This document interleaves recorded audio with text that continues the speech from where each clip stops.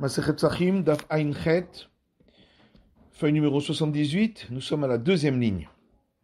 Nema Matitin de Loke Rabbi Yossé. La Gemara dit, est-ce qu'on va dire que notre Mishnah ne suit pas l'avis de Rabbi Yossé? C'est Tanya. Parce qu'il y a une braïta qui dit, Rabbi Eliezer Omer Atzitz Meratze al Achilot. Rabbi Eliezer dit que le diadème que porte le grand prêtre permet d'agréer les parties de sacrifice qui sont destinées à être mangées lorsque ça a été fait dans l'impureté. Rabbi Yossé Omer Enatzitz Meratze al Achilot. Alors que Rabbi Yossé dit que le diadème du grand pontife ne permet pas d'agréer ces parties-là. Que ça qu'elle a dit, comme Rabbi Yossé Enatzitz Meratze al Achilot, que Rabbi Yoshua Svirale. Alors on a pensé que puisque Rabbi Yossé dit que le diadème ne permet pas d'agréer ces parties qui sont destinées à être mangées, c'est donc qu'il pense comme Rabbi Yoshua, d'Ama Bainan Tarte, qui dit que pour qu'un sacrifice soit validé, il nous faut les deux, c'est-à-dire le sang qui permet d'autoriser le reste du sacrifice, et le reste du sacrifice qui est autorisé par le sang. Nema ashta matitin de lo que Rabbi Yossé. Donc, est-ce qu'on va dire que notre Mishnah ne tient pas de l'avis de Rabbi Yossé, puisque notre Mishnah dit que les sacrifices qui sont également mangés, sacrifices publics, lorsqu'ils ont été faits dans l'impureté, ils sont validés, même si on n'a pas le droit de les manger. Or, on a vu que lorsqu'on permet l'impureté pour les sacrifices publics, quand tout le public est, ou la majorité du public est impur, il faut également l'agrément du diadème. Or, le diadème lui-même n'agrée pas les parties qui sont destinées à être mangées, d'après Rabbi Yossé, comme on vient de le dire. Et si Rabbi Yossé pense comme Rabbi Yoshua que pour autoriser le sacrifice, il faut que ces parties-là soient agréées, donc comment peut-on accepter ce sacrifice? Comment peut-il être validé? Le Rabbi Yossé qui est Rabbi Eliezer, la Gemara répond non. Rabbi Yossé, lui, il pense comme Rabbi Eliezer. Damadam Afelpichen Bassa, qui dit que l'essentiel, c'est qu'on ait le sang du sacrifice, qui est la partie qui autorise le reste, même si le reste n'est pas valide. Alors, à ce moment-là, pourquoi Rabbi Yossé a dit que le diadème n'agrée pas les parties qui sont destinées à être mangées? Puisque de toute façon, on n'en a pas besoin pour valider le sacrifice, et que de toute façon, celles-là, on ne pourra pas les manger parce qu'elles sont impures. Ta mère. Alors, on rétorque à celui qui a posé cette question. Mais d'après toi, tu peux te poser toi-même une autre question. Rabbi Eliezer, d'Amaratis Meratse. D'après Rabbi Eliezer aussi, qui dit que le diadème permet d'agréer ces parties qui sont destinées à être mangées. Puisque lui, il pense que l'essentiel, c'est qu'on ait le sang, qui est celui qui autorise le reste. Même si on n'a pas la chair, qui elle est autorisée, la partie autorisée par le sang. Donc, qu'est-ce qu'on a besoin de nous dire? À quoi ça sert de dire que le diadème permet l'agrément de ces parties qui sont mangées? De toute façon, on n'en a pas besoin pour valider le sacrifice. Et là, donc forcément, en réalité, pourquoi on a besoin de cet agrément? Les mikbe'eh bepigoul ou la pukemide me'ila kamiflege. Le problème de savoir est-ce que le diadème permet l'agrément de ces parties qui sont destinées à être mangées, c'est pour savoir est-ce que, dans le cas où on a eu l'intention de manger le sacrifice ou de l'offrir après le temps imparti, ou alors là, il y a le sacrifice à le statut de pigoul, sur lequel si on le mange, on est passible de retranchement. Or, pour cela, il faudrait que, à part ce problème, ce soit agréé tout le reste. Et donc, justement, si on dit que la viande n'a pas été agréée, alors on n'appliquera pas cette règle de pigoul. Et deuxièmement, c'est concernant le fait que après qu'on ait lancé le sang sur l'autel, les parties qui sont destinées à être mangées ne sont plus soumises à la sanction de la Me'ila, donc du sacrifice de Me'ila pour celui qui en a profité pour son profit personnel. Or, pour cela, il faudrait qu'elle soit agréée. Et donc, c'est là-dessus qu'il y a la discussion. Est-ce que le diadème agrée ses parties lorsque ça a été fait dans l'impureté? Rabbi Eliezer Sava Martse, il avait. Rabbi Eliezer dit oui, le diadème permet l'agrément également de ces parties-là, on considère à ce sujet-là, dont on a parlé, comme si elles étaient pures, donc agréées. Et donc, s'y appliquera le statut de pigoul et également, on les fera sortir de la sanction de la Merila pour celui qui en tire profit. Alors que Rabbi Yossi dit non, le diadème ne permet pas l'agrément de ces parties qui sont destinées à être mangées. Et donc, à ce niveau-là, on ne les considère pas comme pures. Et donc ne s'y appliquera pas le statut de pigoul, et elles ne sortiront pas de la sanction de la Merila. Ramari objecte. Même si on vient dire, donc, comme on vient de le dire, que Rabbi Yossé pense comme Rabbi Eliezer, que pour qu'un sacrifice soit valide, il suffit qu'il y ait le sang, donc la partie qui autorise le reste. Alors, dans le cas de notre Mishnah, effectivement, pour tous les sacrifices dont on a parlé là-bas, il y a le sang qui est validé, même si ça a été fait dans l'impureté, par le diadème, et donc c'est pourquoi le sacrifice est validé. Omer Nami, maintenant dans le cas également pour l'offrande du Omer, Ika Kometz, il y a la partie, donc la poignée de pâte que l'on prend de cette offrande, qu'on va offrir sur l'autel, qui est la partie qui autorise là aussi le reste, pour lequel s'applique l'agrément du diadème, Lechem Apaim Nami Kabazichim, et pour le cas dont la Mishnah a parlé des pains de proposition, il y a également les coupelles, qui sont la partie qui est offerte sur l'autel, et qui elle aussi est la partie qui autorise le reste, et pour cette partie-là, il y a l'agrément du diadème, et là, je tiens à l'échem. Par contre, pour les deux pains offerts à Shavuot, qu'est-ce qu'on va dire? De toute façon, il n'y a aucune partie qui est offerte sur l'autel du tout, tout est mangé par les prêtres. Donc, il n'y a pas une partie qui autorise le reste sur laquelle s'applique l'agrément du diadème. On va dire si l'agrément s'applique sur les deux agneaux qui sont offerts avec. Ces pains-là, dans le cas où ils étaient présents, dans ce cas-là, c'est eux, leur sang, qui est l'élément qui autorise le tout, sur lequel s'applique l'agrément du diadème. À nous, Shalmet Tzibour, mais à ce moment-là, ceux-là, ils ont déjà été écrits dans la Mishnah, puisque la Mishnah a parlé des sacrifices pacificatoire du public, c'est donc bien ces deux agneaux-là.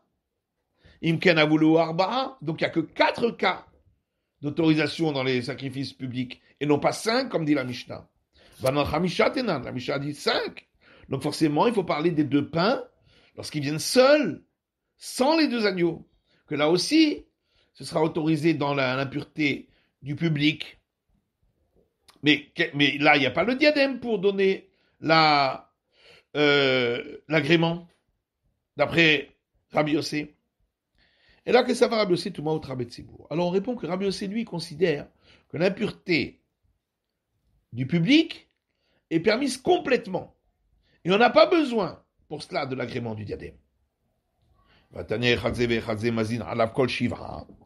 a une braïta qui dit que ce soit celui-là ou que ce soit celui-là. C'est-à-dire que ce soit le grand pontife, pendant les 7 jours qui précèdent Kippour, où il était isolé de tous les autres hommes, ou que ce soit le pontife qui va brûler la vache rousse, et lui aussi, il est isolé de tout homme pendant 7 jours qui précèdent. Pendant ces 7 jours-là, Mazin alav kol shivra, pendant tous ces 7 jours-là, il reçoit l'aspersion des eaux lustrales. Mikol chataot shayusham, de toutes les eaux lustrales faites avec toutes les cendres de vache rousse qui se trouvaient là-bas dans le temple. D'ivré Rabbi Meir, ça c'est l'avis de Rabbi Meir, parce que chaque jour peut être considéré comme peut-être le 3e jour ou le 7e jour, au cas où il est devenu impur, d'impureté d'un mort. Rabbi Yossi Omer en mazima lavé la shlishi ou shvi'i. Rabbi Yossi dit non, il suffit de faire l'aspersion le 3e jour et le 7e jour, bilvad uniquement, pour qu'il soit purifié. Mais ça qu'elle attaque ça va Rabbi Yossé Toumaout Rabbi Tzibour.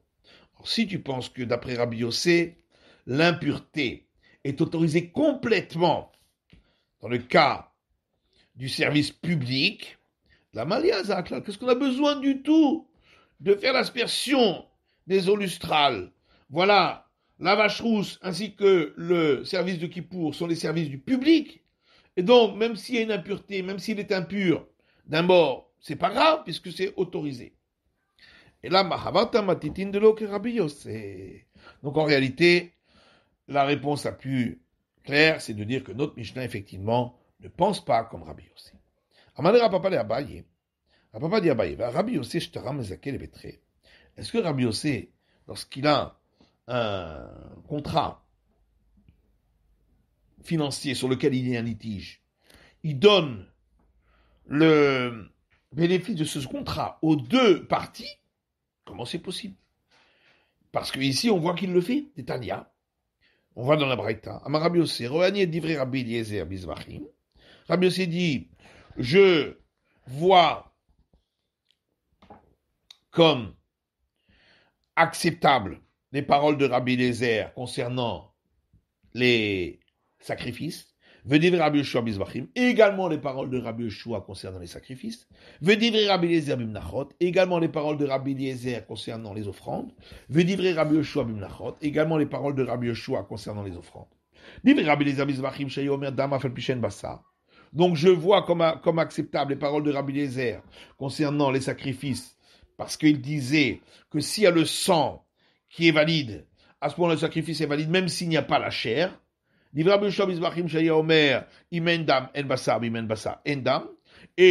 je vois comme acceptable les paroles de Rabbi Yoshua concernant les sacrifices, qui disaient que s'il n'y a pas le sang valable, la chair n'est pas valable non plus, et s'il n'y a pas la chair, il n'y a pas le sang non plus qui est valable, et donc le sacrifice n'est pas valable. Et j'accepte les paroles de Rabbi Eliezer pour les offrandes, qui disait que s'il y a la poignée de pâte que l'on prend de l'offrande pour offrir sur l'autel, qui, elle, permet le reste, eh bien, même si le reste n'est pas valable, c'est pas grave, l'offrande est valable. Et je veux dire Rabbi Yoshua, et j'accepte aussi les paroles de Rabbi Yoshua concernant les offrandes, Shayomer Imen Shira, Imen Kometz, qui disait, s'il n'y a pas le reste valable, eh bien, la poignée de pâte qu'on a pris n'est pas valable. Imen Kometz en Shiraï, mais si la partie de la partie de pâte qu'on a pris donc dans la poignée n'est pas valable, le reste non plus. Donc comment c'est possible qu'il peut accepter deux avis qui sont des avis qui se contredisent? Amar lui a dit Mistabra ki Amar. En fait, ce qu'il veut dire, c'est que on peut faire un suivi logique sur leurs avis. C'est-à-dire,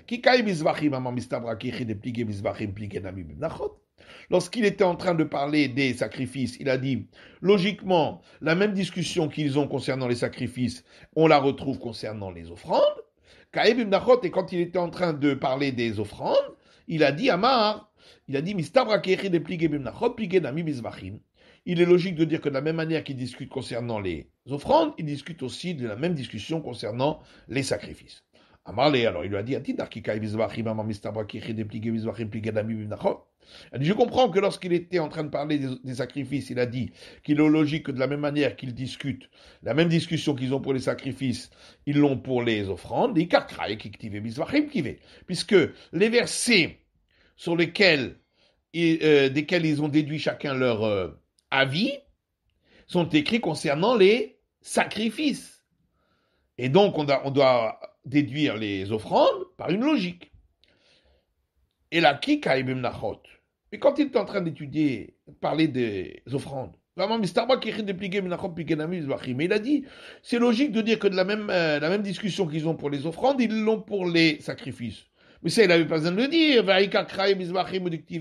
puisque les versets eux-mêmes, dont chacun a sorti son opinion, parlent justement des sacrifices. Donc c'est évident qu'ils discutent là-dessus. Et là, l'okashia. En fait, il n'y a pas de question. Voilà ce que Rabbi Yossé a dit. Je considère comme acceptable les paroles de Rabbi Eliezer dans le cas où la chair est devenue impure, que c'est pas grave, le sacrifice est valable, puisqu'il y a le sang. Et par contre, je suis d'accord avec Rabbi Yoshua dans le cas où la chair a été perdue ou brûlée. Donc même s'il reste sang, ce ne sera pas valable. Benit Mamaitama. Maintenant, pourquoi dans le cas où elle a été impure, il accepte que c'est valable, comme Rabbi Eliezer, Mishum de Bartzetzitz, parce qu'on va considérer que le diadème donne l'agrément sur cette chair qui a été faite qui était dans l'impureté. Mais pourtant, on a vu l'inverse. Rabbi Yossé considère que le diadème n'agrée pas les parties qui sont destinées à être mangées. Et la lokashia. Alors il faut dire autrement. Il faut dire, voilà l'explication. J'accepte les paroles de Rabbi Eliezer quand il s'agit de sacrifices publics. Mais si la chair est devenue impure, le sacrifice est quand même valable. Et par contre, je suis d'accord avec Rabbi Yoshua quand il s'agit de sacrifices du particulier. Là, le sacrifice n'est pas valable. Maintenant, pourquoi si c'était le sacrifice public, il est valable? Parce qu'il considère que l'impureté est permise complètement lorsqu'il s'agit de sacrifices publics. Et on n'a même pas besoin de l'agrément du diadème. Premièrement, c'est pas juste, parce qu'on a vu auparavant, que Rabbi Yossé considère que l'impureté n'est que repoussée difficilement lorsqu'il s'agit de sacrifices publics, de services publics. Et donc, on a besoin de l'agrément du diadème également. De plus, Ibetzibour, si on parle ici de sacrifice public, dans l'impureté, Rabbi Eliezer Marchir, vélo Rabbi Yoshua. Est-ce que c'est que Rabbi Eliezer qui rendrait valable le sacrifice et pas Rabbi Yoshua? Abal Betzibour a fait le Rabbi Yoshua modé. Voilà que s'il s'agissait d'un sacrifice public, même Rabbi Yoshua autoriserait, puisque lui il a dit que le diadème donne l'agrément sur la chair et la partie qui est destinée à être mangée. Et là, c'est moi il faut dire comme ça. Je suis d'accord avec Rabbi Eliezer lorsque ça a déjà été fait. Quand le sang a déjà été lancé sur l'autel, que le sacrifice est valable, même si la chair n'était pas valide. Je suis d'accord avec Rabbi Yoshua qu'a priori, on ne devait pas le faire. La dit Dieu a fait le Rabbi Yoshua, si le sang avait déjà été lancé, même Rabbi Yoshua accepte des katanim, puisqu'on a vu déjà dans une braïta, modé Rabbi Yoshua Shimzara Kurtsa, que Rabbi Yoshua est d'accord que si le sang a été lancé sur l'autel, eh bien, le sacrifice est valide. Alors la Gemara dit non, Rab et Touma. Ça, c'est dans le cas où la viande était impure. Alors là, il accepte a posteriori parce que le diadème agrée cette chair. Rab et Avoud Vetsarouf. Par contre, dans le cas où c'était perdu ou brûlé, là, d'après Rabbi Yoshua, ce ne serait même pas permis a posteriori. Kikatan imodé Rabbi Yoshua Shimzarak Urtsa, parce que quand Rabbi Yoshua dit que si on a lancé déjà le sang, le sacrifice est valide, mais nitma, c'est seulement quand la chair est devenue impure. Avalber, vous devez ça vous flore. Mais si c'était perdu ou brûlé, là il n'aurait pas dit que c'est permis. Et justement, Rabbi Yossé, quand il dit j'accepte les paroles de Rabbi Eliezer a posteriori, c'est dans le cas où la chair a été perdue ou brûlée, où là, Rabbi Yoshua n'autoriserait pas même a posteriori, et Rabbi Yossé suit là l'avis de Rabbi Eliezer a posteriori. Matiti, Mishnah suivant, Nitma Basar Vechelev Kaya. Si la chair du sacrifice pascal est devenue impure, on parle lorsque c'est seulement on parle d'un sacrifice pascal qui est offert dans la pureté, pas dans le cas où toute l'assemblée ou la majorité est devenue impure. Mais par contre, la chair est devenue impure. Vechelev Kayan. Mais la graisse qui est offerte sur l'autel est toujours valable. Elle est pure. Et nos oreketadam, on ne pourra pas lancer le sang sur l'autel parce que le sacrifice pascal, il faut pouvoir le manger. Et là, on ne peut pas le manger. Dites-moi, Cheleva Basar Kayam. Maintenant, si c'est l'inverse, c'est la graisse qui doit être offerte sur l'autel qui est devenue impure. Mais la chair qui doit être mangée est valable, pure. Zorek et Adam, dans ce cas-là, on aura le droit de lancer le sang. Ou bien Mugdashim et Noken. Maintenant, pour les autres sacrifices, c'est pas la même règle. Et la falpicheditma abassa, même si la chair est devenue impure, va relève kayam, tant que la graisse est encore pure, donc il y a une partie qui est autorisée par ce sang-là, et donc, Zorek et Adam, on pourra lancer le sang sur l'autel. Amarav Gidal Amarav, Imzara Kurza. Rav Dial de Rav, maintenant le premier cas du sacrifice pascal, même si la chair est devenue impure, si on a déjà lancé le sang sur l'autel, le sacrifice sera agréé. Ah, mais pourtant, il faut pouvoir le manger. Achila l'omeragva. Le fait de pouvoir le manger, c'est pas rédhibitoire. Mais voilà qu'il est écrit dans le verset, chacun selon ce qu'il peut manger, donc c'est obligatoire. Les mitzvahs, c'est une demande, effectivement, ou les hakev. L'eau, ah mais c'est pas rédhibitoire, s'il ne peut pas manger. Ve'atania, pourtant il y a une braïta qui dit bemirsat, c'est écrit dans le verset que ça doit se faire selon le compte des gens qui sont inscrits. Mais là, de là, on apprend qu'on fait l'abattage rituel du sacrifice pascal que pour les gens qui sont comptés inscrits. J'aurais pu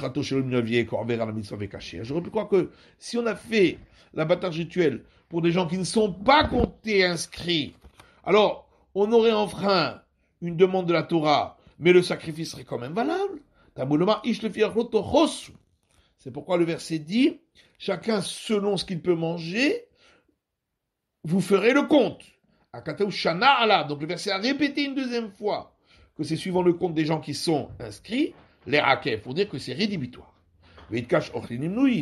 Or, il y a dans ce verset une juxtaposition du fait que les gens puissent le manger et du fait qu'ils doivent être inscrits.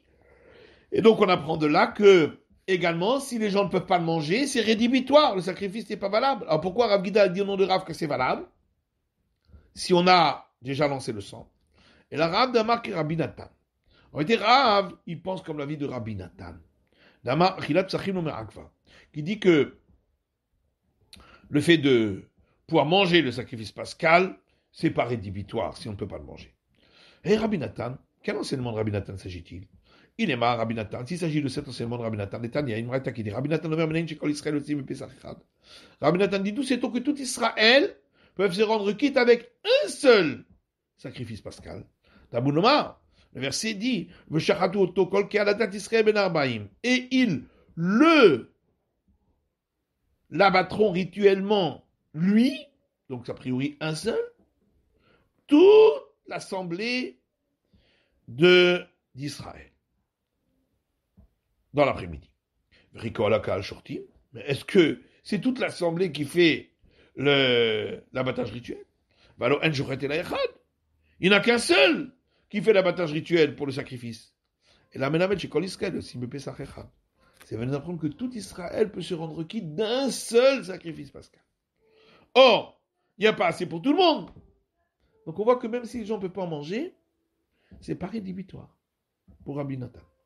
Oui, mais là-bas c'est peut-être différent.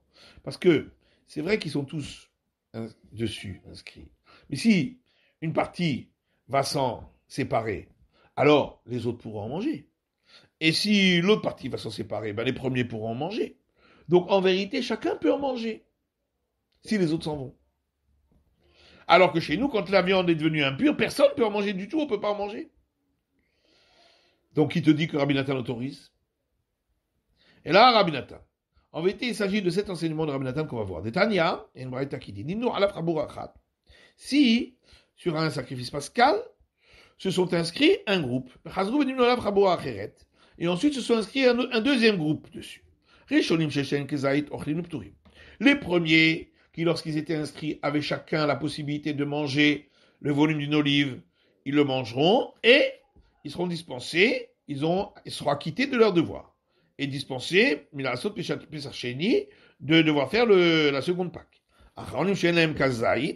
Mais les seconds qui, eux, n'ont pas, quand ils sont arrivés, il n'y avait pas suffisamment pour qu'ils aient de quoi manger le volume d'une olive, et ils ne pourront pas en manger, et ils devront offrir à la deuxième Pâque.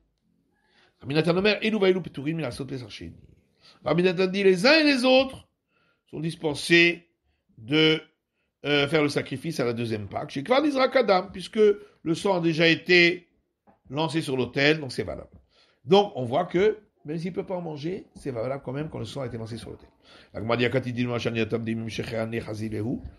Il dit, là aussi on peut dire la même chose, que là-bas c'est différent, parce que si les premiers s'étaient retirés, bien les seconds pourraient le manger, alors que chez nous on parle que c'est devenu impur, donc personne ne peut manger du tout. Si c'était ça la raison de Rabbi Nathan, alors il aurait dû enseigner que pourquoi ils sont quittes, parce que les premiers auraient pu se retirer. Pourquoi il a dit parce que le sang a déjà été lancé sur l'autel? Donc on voit de là que pour lui l'essentiel c'est, étant donné que le sang a été lancé, c'est de ça que ça dépend. Si le sang a déjà été lancé, ce sera quand même valable même s'il ne pouvait pas en manger. Aval, achilal ou merakva. Par contre, si on ne peut pas manger du sacrifice pascal, c'est pas rédhibitoire lorsque le sang a déjà été offert. Maintenant, pourquoi Rav a-t-il été obligé de dire quelque chose de difficile? C'est d'expliquer la Mishnah que quand elle dit que le sacrifice pascal n'est pas valable, c'est seulement a priori, d'après Rabbi Nathan, et ça va d'après Rabbi Nathan. Nous manque Rabbanan. Il n'a qu'à le dire de manière plus simple, que la Mishnah va d'après les sages. Va nous dire Avan Namilo. Et même a posteriori, le sacrifice pascal n'est pas valable quand on ne peut pas en manger. Parce que la viande est impure. Rav Matitin Kashité. Le problème, c'est que Rav, il avait une question sur notre Mishnah. Amaitnan Enzorek et Adam. Pourquoi la Mishnah dit que si la viande est devenue impure, on ne peut pas lancer le sang sur le. L'it n'est pas saoul, n'a qu'à dire tout simplement le sacrifice n'est pas valable. Et là, je parmina Enzorek lechatrila. C'est pourquoi j'entends de là que la Mishnah dit on ne peut pas lancer le sang a priori. Elle va le dire aval, chapir d'ami. Mais a posteriori, si on l'a lancé, c'est valable. C'est pourquoi il dit que ça va d'après l'avis de Rabbi Nathan. Ou le Rabbi Nathan l'amali. Oui, mais alors qu'est-ce que Rabbi Nathan fait du fait que le verset a dit chacun selon ce qu'il peut manger, et de là on a appris que il faut absolument qu'on puisse manger du sacrifice pascal, et on a même vu que c'est rédhibitoire, puisqu'il y a la juxtaposition avec le fait que ça doit être pour les gens qui sont inscrits, qui est répété 2 fois. Ça c'est pour dire qu'il faut que la personne en soi, elle soit apte à pouvoir manger. Même si le sacrifice pascal lui-même n'était pas apte à être mangé. Ça c'est pas grave. Mais il faut que la personne elle-même aurait pu être apte, elle, à manger un sacrifice pascal. À l'exclusion de s'il était malade, qu'il ne pouvait pas en manger. Matana Léa de Tanou Rabbanan, qui est l'auteur de cette braïta que nos sages ont enseigné. Chartou le ochlav, zarkoudamo shelo le ochlav. Si on a abattu le sacrifice pascal pour des gens qui peuvent en manger, et on a lancé le sang pour des gens qui ne peuvent pas en manger. Après ça, ratzmo kacher, le sacrifice pascal lui-même est valable, et la personne est quitte par ce sacrifice pascal de son devoir. Keman, comme qui ça, quel avis cela suit? Neymar Rabbi Nathan le Rabbanan. Est-ce que ça suit uniquement l'avis de Rabbi Nathan qui dit que, a posteriori, même si c'était pour des gens qui ne pouvaient pas manger, c'est quand même valable, mais pas d'après les sages? Non, on peut dire que ça va même comme les sages. Seulement, au moment de lancer le sang, le fait qu'on a pensé à des gens qui ne peuvent pas en manger, ça ne joue pas. Ça ne joue qu'au moment de l'abattage rituel. Mantana le Adetanu Rabbanan, qui est l'auteur de cette braïta que nos sages ont enseigné. Celui qui était malade et ne pouvait pas manger le sacrifice pascal au moment de l'abattage. Mais au moment où on a lancé le sang, il était en bonne santé, il pouvait manger. Ou l'inverse, il était en bonne santé au moment où on a abattu le sacrifice pascal, il pouvait le manger. Mais au moment où on a lancé le sang, il était malade. Celui-là, on ne peut pas faire l'abattage rituel et lancer le sang pour lui. C'est pas valable pour lui.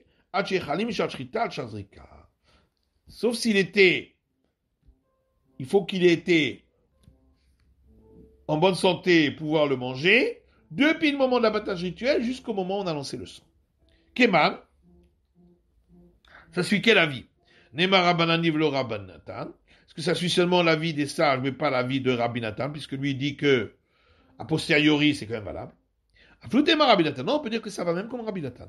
Gavra de Chazil Achila Ba'inan.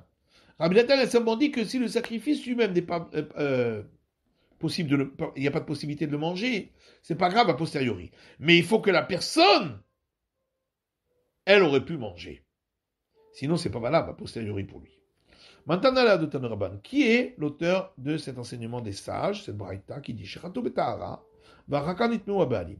Si on a fait l'abattage rituel du sacrifice pascal dans la pureté, et ensuite, les propriétaires sont devenus impurs. Isarek adam betahara, on pourra lancer le sang toujours dans la pureté, va aluchal basar betuma. Et on ne pourra pas manger de ce sacrifice, puisque les propriétaires sont impurs. Keman, comme qui, comme l'avis de qui ça a été enseigné, Marabil Hazar, Bemachlo Ketchnuya. Rabbi Hazar dit, ça, c'est sujet à une discussion, cette règle-là. Rabbi Natani, ça ne va que d'après l'avis de Rabbi Nathan, qui dit qu'a posteriori c'est valable, même si le propriétaire ne peut pas en manger. Rabbi Chanamar a fait Rabbanani. Rabbi Chanan dit non, ça peut même aller d'après les sages. Ici on parle que l'assemblée est devenue impure. Dans ce cas-là, on peut faire le sacrifice pascal dans l'impureté. Oui, mais si l'assemblée est devenue impure, pourquoi on ne pourrait pas manger la chair dans l'impureté, puisqu'on a vu que pour le sacrifice pascal, si on permet de l'offrir dans l'impureté, on permet aussi de le manger dans l'impureté. Ça, c'est une institution des sages qui ont décrété qu'on ne pourra pas le manger à cause du cas où les propriétaires seraient devenus impurs après qu'on ait lancé le sang. Ils vont dire, l'année dernière aussi, on était devenus impurs. Et on a mangé le sacrifice pascal. Ashtanamini roule. Cette fois-ci aussi, on peut manger. Mais là, il y a rien, mais ils ne sauront pas que c'est quand même différent. L'année dernière, ils étaient devenus impurs avant de lancer le sang. Et donc, le sacrifice a été fait dans l'impureté. Et c'est pourquoi il peut être mangé dans l'impureté. Alors qu'ici, on parle qu'ils sont devenus impurs après qu'on ait lancé le sang. Donc, le sacrifice a été fait dans la pureté. Et donc, il ne peut pas être mangé dans l'impureté. C'est pourquoi on a interdit dans les deux cas. Vibaïtema. Maintenant, je peux donner une autre réponse sur l'enseignement de Rav, qui a dit que dans le cas de notre Mishnah, si la chair du sacrifice pascal est devenue impure, et qu'on a déjà lancé le sang, c'est quand même valable. Eh bien, on peut dire Rav Damak et Rabbi Yoshua, que Rav, il suit l'avis de Rabbi Yoshua. Netan, il y a une braïta qui dit Rabbi Yoshua, Rabbi Yoshua dit tous les sacrifices de la Torah. Que ce soit que la chair est devenue impure, mais la graisse est pure. Ou que la graisse est devenue impure et la chair est pure, on peut lancer le sang sur l'autel parce que il y a une partie de ce qui est permis par le sang qui est valable. Donc même pour Rabbi Yoshua, c'est valable. Ose Pessah. Par contre, pour le sacrifice pascal,